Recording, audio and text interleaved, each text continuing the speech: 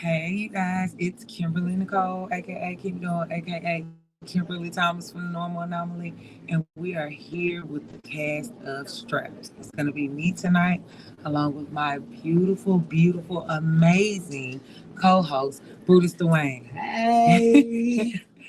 And we're actually gonna be interviewing Dr. Aurelia Johnson and Brian Keith Wilson in regards to Strap, the stage play in which we have the pleasure of producing.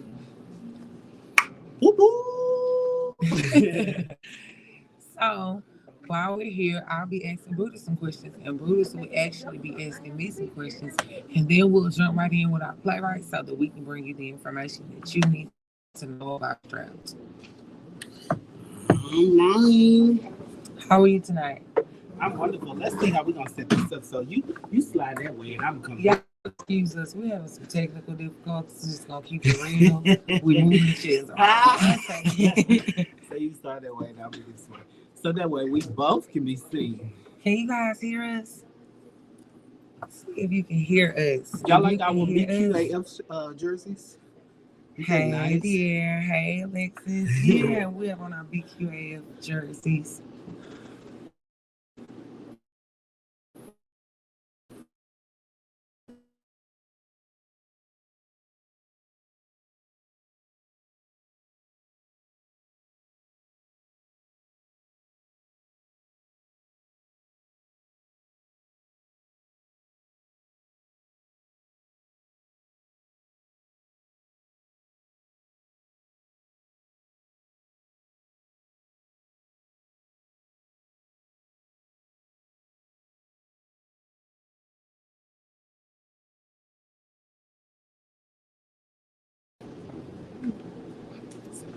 Are we back? Can y'all see us? You can see us? I hope y'all can see us. Let us know if y'all can see. If y'all can see us, clap once in the comments. You'll see some of the cast walking back and forth. Um, and we are just preparing and waiting on our playwrights to get in place so that we can ask them a few questions. So I think first we are going to bring on Dr. Aurelia Johnson. She is absolutely amazing. And I am also going to let her introduce herself. Yes. Come on, Dr. Johnson. So if y'all see us looking down, we do have a small guide that is guiding us through. Friend. Start the camera. Can y'all see us? Oh, just turn the camera on, okay? That's it. We having some technical difficulties. Y'all see Dr. Johnson? Jesus. You keep Okay. scooting that way. You gotta scoot this way. Yeah. Nice flip. Oh, Yeah. okay. There you go. There we go. So, and Brutus gonna come on that side. Are you okay with that? Mm-hmm. Okay. So yeah, we are trying to get our things in order so that we can interview Dr. Johnson while we are doing so. We're gonna allow Dr. Johnson to introduce herself. So, how are you?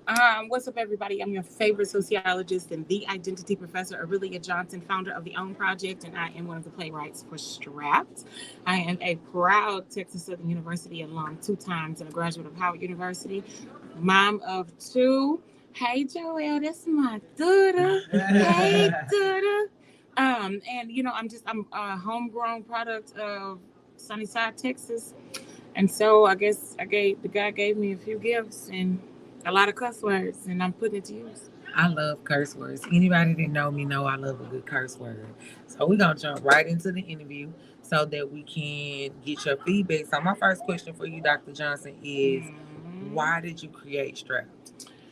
So Strapped is actually based off of my research. Like over a year ago, I started thinking about like sex, and I started thinking about sex from an academic lens, and it was really about how do we make academics art? How do I make my academics art? How do I make my scholarly writing artistic? And it was about debunking myths about sexual practices. So I came across this book called The Guide to Strap-On Sex. Oh, And I read this book, and it was a lot of things that was happening within the book, and I was kind of like, we don't talk about none of this. We don't talk about erectile dysfunction. We don't talk about pegging. We don't talk about different positions. We don't talk about anal pleasure. Like, we don't talk about any of those things. And so I really was in this mindset where I wanted to carry on what I did at Texas Southern when I was looking at African American female sexuality, and then even like do some, I guess, more creative work outside of what I was doing for my dissertation. And I got into this space where I talked to Ian and I talked to Joelle. Actually, I talked to Joelle first, and I was like, Joelle, do you think this is weird? And she was like, no. And then immediately she was like, and you want to do the interviews? I'm gonna get you people interviews. And then Jordan Edwards, he was like, I got some people for you, Doc, and it just spiraled from there. that's dope. So y'all talk about a lot of sex in this play, right? So it's not just sex though. So that's the thing. Like, we think when we're talking about sex, it's like dicks and pussies and fucking and slapping and lube and all of that. But it's beyond that though, right? Sex is beautiful, it's messy, it's ugly, it's dangerous, it's relaxing, it's an, Montage of things. a montage of things, right? It's all of those things at the same time, just like humans. It's very complicated and very layered. And we do not have informed conversations about sex. Like, we still treat it as if it is, hey baby, we still treat it as if it is this taboo thing. And so because it's so taboo and so distinct and separated from us, it's become a multi-billion-dollar industry. And so we're now this over-sexualized, hypersexualized society and very undereducated. I live. I live. Did y'all get all of that? I absolutely live. Brutus, you had some questions for Dr. Johnson, right? Yes, I want to know. So, we think of the term doctor. You know, it's not to this degree that you're talking about. We think of the lady who runs the stuff, who's, basically a freak in the sheet, and she know how to take care of business, so she don't present as that. What came to your head when you started basically like coming up with this concept of what you're thinking, how you want to do this, how you want this to be presented? Like, what came to your head, doctor? I thought niggas was gonna judge me off the rip. Like, just to be honest, it was because of the type of questions I'm asking. So, number one, we're in the South, right? And we're in the deep South. Very conservative. Very conservative, ultra conservative. It's the history of slavery. It's the history of enslavement. It's the history of molestation and castration of black men and black women. It is the capitalization and objectification of black bodies. It is the molestation of our children and our men. Right? It's all of those things. It's the lynching. It's all of that came into it. And then it for me, it was also like, you got a degree, so how you gonna be asking people these kinds of questions that will not be overshadowed by the sex practice or the sex act itself? You know what I mean? Right. And so that was extremely important for me. And then I also had to get into a space to where, like, I earned my 3 letters and 2 dots. And so if this is how I'm going to practice my art, and this is how I'm going to position myself as a thought leader, then I have to do what I have to do, and nobody else can do what I can do. And so we got to have the hard conversations. Take up space, sis. I live again. Doc, take up space. So my question to you is, what is one thing that you feel like people come in to actually view the play should take away with them? Woo! One thing, I don't think it's one thing. I think Strapped is very layered. I think you will hear my mentors and you'll hear my predecessors. I think that you'll hear the people that trained me. I think that people will walk away with knowing that Strapped is a form of resistance, that it is okay for you to enjoy pleasure. It is okay to express your desires. It is okay to understand that your trauma informs your relationship with pleasure. I want people to walk away liberated. I want them to ask questions. I want this to be a conversation starter. Strapped is something that needs to happen. I think is well overdue, and I want people to be able to to really face themselves and know that who they are sexually is tied into their identity and they can't separate the two. You know what I mean? Like, if that does that make sense? No, it definitely does. I always say this. I tell people that I think my sex. glasses are crooked. Are my glasses crooked? No, they're not Oh, crooked. okay. It's probably me. I'm a little crooked too. I think I'm crooked. No, I think that sex is heavily 80% weighted in my relationships. I don't know about nobody else. I'm very sexually liberated. Mhm. I also just made 40 this year. Come So sex for me is different, and it became different as I grew up. Mhm. And it Mhm. also became different as I healed. Mhm. Not only healed my past traumas, but my womb, being a woman. So it's different. So being able to talk about that explicitly, openly, and freely has been one of the reasons why I actually love my job, because at the Normal Anomaly we are sexually liberated and we are sex positive. So it has been a joy actually learning how to express that, Yes. and not giving a care about what anybody says about it. And I think when you're talking about sex, especially when you're talking about the sordid relationship that Black folks have, and people of color have, and marginalized people have, and oppressed groups have with sex, just the term itself, we got to be very clear about how we have created these ideological fictions or these mythical norms around what gender is, right? Gender is this spectrum. It is a variation. It's not a monolithic experience for any group of people. And when you start policing gender, when you start controlling gender, you very much control how people see themselves. And so they see sexuality and sexual orientation and sexual activity as a function of something. So if their identity is outside of that norm, then they're looking at themselves as a dysfunction. And I think that's really fucked up, because then you're putting people in these very In a box. like these very concrete and these very concrete spaces where they don't have the room to breathe and grow and become and feel and evolve. You know what I mean? And so and that's a problem. So then that translates into the bedroom. Right. Well, then now sex is just for reproductive, right? Procreation. You out of obligation. It's transactional. Very transactional. You know, because I want the rent paid, so I got to give them some. That's what happened. I'm just saying. I want this new Chanel bag, so I got to. What you got to do? You got to give up a little one too. You know what I mean? A little one too. See, me myself personally, I am a clink type of girl. Very, very. Baby, I know who she lying to. I don't know who if she you know lying me, to. y'all know I'm not clink, but we're excited about you being here. We're excited about the play. Can you tell us where they can actually come and see the play and where you guys are going to be located? So we will be December 2nd, 3rd, and 4th. We'll be at the Shrine of the Black Madonna. If you've never been to the Shrine of the Black Madonna, this is a staple. It is a part of the culture that is Third Ward, the culture that is Houston. So please come to the Shrine of the Black Madonna. On Friday, we will have the reception, which starts at 7 o'clock. Then the play runs, and then, we'll have a talk back.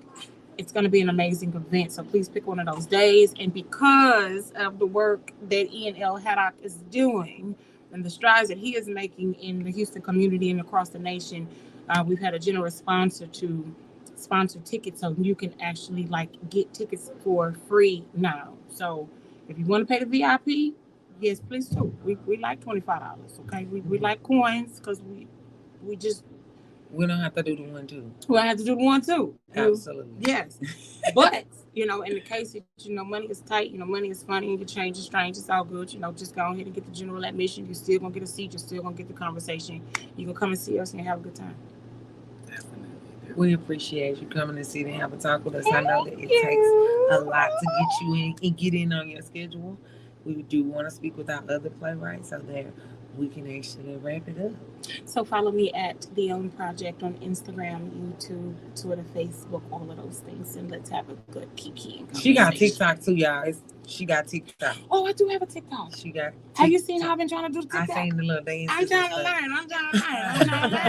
Well, thank you so so much for joining us, Dr. Johnson. We will see you on December 2nd, 3rd, and the 4th. She gonna be cute too. I'm be cute, child. She gonna be real You cute. see, I got the boobs out today. I see it. The girls are liberated. They're liberated. They not liberated. They lifted because I can't breathe in this shit. Oh, bye. We'll be right back, you guys, with Yes. the playwright. Yes. So that was a lot. That's my girl. got- So, baby, you got to love some Dr. We Johnson. got, Ain't she we got the baby? 1-2. We got the 1-2 on what's going on. A period. And you've actually been heavily involved I in the have. process with Strap. So I, me myself personally, want to ask you, how has that been? What has it been? Actually, what does it feel like for you to have been involved with Strap as heavily as you were? So for me, this was the first type of production of this caliber that I've ever done. I've been in entertainment for possibly like 15 years now, and so this I'm used to the stage, and theater was my thing when I was in school, but I've never done basically like helping with the logistics of putting everything together. So for me, sometimes it was nerve-wracking because it was new to me, but I do like the culture and the place that I work because my boss kind of puts you out there. My boss is with the S. Let me say that because I got 3 bad ones. You know what I'm saying? And they call themselves bad bitches. So they are bad bitches.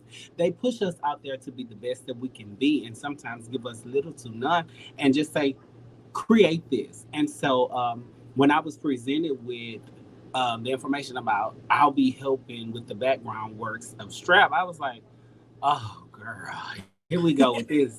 But I did not know the people that I would meet, the things that I would experience and learn, and like the amazing time that I had helping Dr. Johnson and Brian put this together. Like, this is absolutely phenomenal.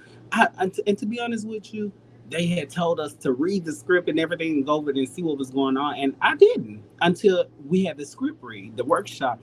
And it was like, oh my God, this is simply amazing. Like, I'm so grateful to be a part of something. This is actually making Houston history. Mm-hmm. And to say that I had a part in working with these great people, I think it was completely and utterly amazing. Awesome. So now Moody's is going to bring someone else on, and we're gonna interview them, and we might even do a little TikTok. Period. So at this time, ladies and gentlemen, I'm going to bring forth Mr. Brian Keith Wilson. He is a infamous director all over the United States and internationally known for one of his last productions was Four Colored Boys. Y'all, welcome, Mr. Brian Keith Wilson. Hi, you? Brian. How are you? I'm good. How are you? I'm wonderful. What's going on with you today? How you feeling? Well, I'm feeling good. Thank God that I made it here in a whole piece because my Uber driver was crazy. Really? Wow. Was She it? wanted to drop me off like on the street. All the way at the beginning? Yeah. What's wrong? No, with- not that street. The street like a couple blocks from my house. What's wrong with her? She had something to do. So you were on Uber or Lyft? Uber. Okay, we're gonna get some money back for that, Friday, man. Yeah. I'm definitely down for it. But So, we're here. We're we here. are here. So I'm gonna take this time to let you tell the audience something about you. Well, my name is Brian Keith Wilson. I have been in the theater business ever since I was 4. Let me get in the frame. Go ahead. Ever since I was 4 years old, and this is just my life. This is what I do every day in some capacity. Is the theater business. So yeah. Definitely. And I'm from Lamarck, Texas, where Ian Haddock is from. We're Okay. homeboys. yeah. Can you tell us a little bit about Four Color Boys? I know you just had that production that went viral. That was completely amazing. So award winning too. What they're saying.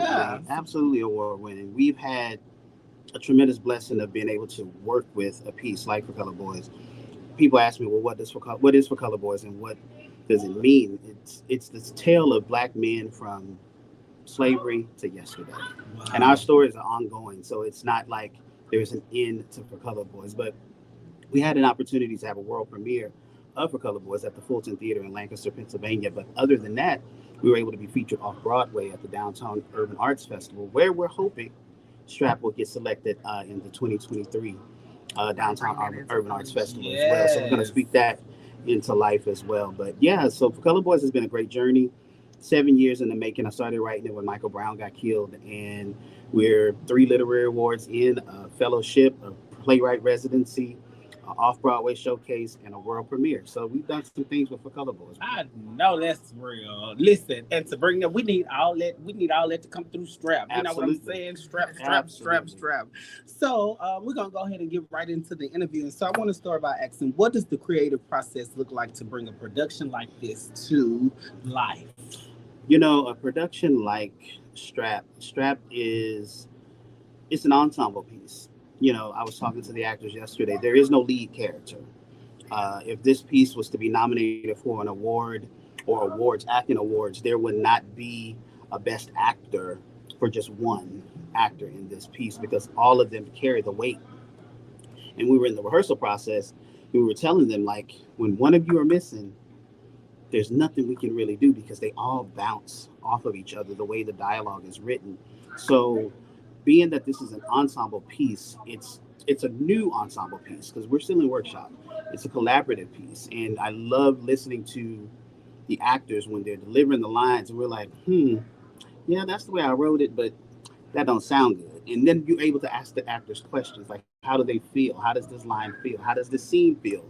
And that's the part about this process that I love so much is because it's such a collaborative process. And when I say collaboration is not top down, it's across the board. So you're able to work with Brutus, you're able to work with Kimmy, you're able to work with so many different people in the process of creating a piece like this. It's just fun and wonderful process to have like that.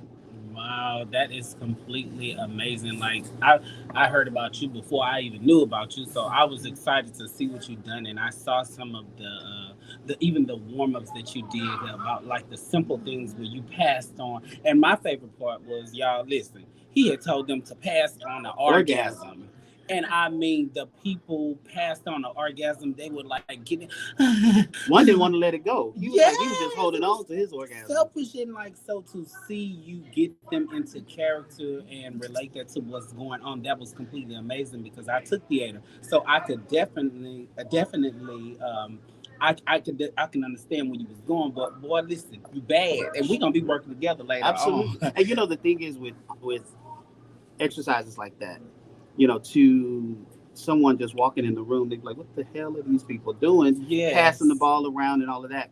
But because this piece is an ensemble piece and everybody plays a key role, this is not one lead actor's moments where they can just come and do this play and be the lead. But those types of exercises help build that synergy with all of those people because these are people that are coming from different walks of life. People that have never done theater before. And so you bring them into the room and it's like, well, what the fuck do you do with these people? And how do you get them all on one accord? And so having those opportunities, and I even encourage them to go do social activities, together. And they've been doing that, which is really, really cool. And one of the things that you'll see when you come see the play is that you'll see that they are all kind of like cohesive and they're working together. Like one of the things we say, like when you are in the off book process and we're trying to get people to be off book and memorize their damn lines, Right. I say y'all gotta lean on each other. Yeah. So they're really doing that. I'm really proud of this cast. Okay, definitely. I can't Absolutely wait. amazing. We actually were not able to interview the cast members tonight, but we will be interviewing them in another live that I hope that everyone is tuned into. We have 2 of the cast members coming on. But my question for you is, for you from your lens, what does the creative process feel like? There's so many fields, that go along with the creative process because you have so many creatives, in the space. And you have to allot for everyone to have their space, to share their creative energy, their juices. And it's just the same thing like when Dr. Johnson and I, when we wrote this play, we were bouncing ideas back and forth and we tried to figure out, okay, what is this thing going to look like? And then we came up with our characters. Then once we came up with the characters, she decided that she wanted to write these characters. I wrote these characters. And what I did purposely is that I wanted to write characters that I know that I have never written before. And I loved how we kind of exchanged a lot because Dr. Johnson has written some stuff from a male character, from a female's point of view. And it's a really great opportunity to have those uh, I guess you could say, literary devices in our writing, so that way you can get this different side from all of these different characters and different voices as well. Because I know one of the things what I do when I'm writing, you can tell, that okay, Brian wrote that piece. But now I think the way we interchanged a lot of it, it's going to be really hard to hear, whose different voices are writing what parts. That is That's amazing. amazing. So that makes it meshed together like It the it six. it nothing but that's one of the things I told Dr. Johnson one night. We had a conversation, and I told her, I said, you know, one thing about for me, playwriting is like having sex. So I've had sex with you. Six. We did the do. That's why Me I said too. what it We did it. You feel. too, Brutus. What We it did. We all did it. Lord. We did it. I'm a colored boy. You a colored boy. A strapped colored boy. Okay, That's right. yes, I I like love straps. it. I love backpacks and I love That's straps. straps. Oh my Okay. God. So I am excited about this weekend, and we want to thank you for coming on. Thank you. Thank y'all so much for the opportunity to talk. I know that we've been in the process and hit and go and trying to catch up and have something like this, but I thank y'all for coming out, and definitely thank you for having the time to talk with the cast as well. Definitely. Well, we're gonna actually be with me on Thursday because everybody else is gonna be so busy. So we'll get a chance to speak with two of the cast members. And before you go, where can the people get the tickets and where are you guys gonna be this weekend? This weekend we are at the Shrine of the Black Madonna here in the heart of Third Ward, Texas, Houston, Texas. You can visit our website, strappedtheplay.com, and you can get all of the information that you need. All things Strapped are on the website. So please log onto the website. And as you know, the show is free. But if you want the VIP experience, I will never ever not want. I would pay for it for $25 because I am a VIP and I want a damn VIP experience. Period. So if you're a Absolutely. VIP and you want that experience, definitely get your $25 together. But if you don't have your $25 together, come on and just sit down and enjoy the play in the general admission. Trust me, the way the seating is and the way I staged this show, every seat is a good seat. So it's not like you're going to get a bad seat with the free admission. So take the time out. You may not want to go see the Nutcracker. You may not want to go see A Christmas Carol. Because a lot of times we get into that holiday moment of all these different holiday shows. Come and see something a little different. What we have cooked up for you, Dr. Johnson and I, you're going to love. Come and see Strap to Play workshop production here in Houston, Texas. Yeah. Period. And so you also, ladies and gentlemen, when y'all come at the reception, you'll get to meet Mr. Brian and Dr. Johnson. They will be here for a meet and greet and also with the cast. We're gonna try to do light bites and a look walk down. So listen, we look forward to seeing y'all on December the 2nd, December the 3rd, or December the 4th, right here at the Shrine of the Black Madonna. Ladies and gentlemen, y'all have been an amazing audience tonight. I am Kimmy Doll or Kimberly from the Normal Anomaly. And I am Brutus Dwayne from the Normal Anomaly. And Thank you guys for tuning in, and we will see you Thursday. See you at the theater. Right there. No, right there. And yes. Bye, y'all.